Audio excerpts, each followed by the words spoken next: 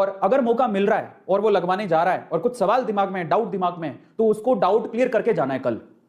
एक बात और आपको बताऊं, याद रखिएगा कि जब कोई दवा आप अंदर लेते हो तो वो किस वे में काम करती है पता है? अगर आप दिमाग से सोचो ना, मैं एक बात बताता हूं, एक सच्ची घटना बताता हूं आपको, उसके बाद हम लोग आगे चलेंगे। देखिए, एक किसी ने 2 लोगों को बुखार हो गया। अब एक बंदे को तो रियल दवाई दी गई फीवर को ठीक करने की, पर उसको कहा गया कि कोई पक्का नहीं है कि इससे ठीक हो जाएगी। उसको ये दिया गया और उसके अंदर दिमाग में डाउट भी डाल दिया गया।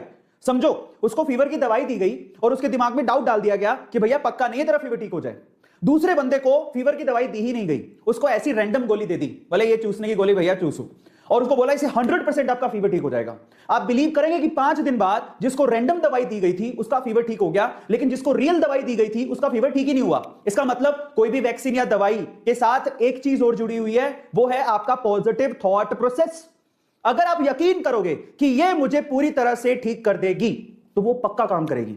तो इसलिए वैक्सीन लगाने से पहले आपको भरोसा होना चाहिए, जो कि भरोसा है ही नहीं।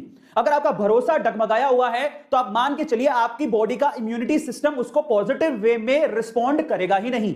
इस चीज को हमें समझने की जरूरत है। इसीलिए जब भी मैं वैक्सीन लगवाने जाऊं, मैंने विश्वास कर लिया, मेरा नंबर आ गया, मैं वैक्सीन लगवाने जा रहा हूं।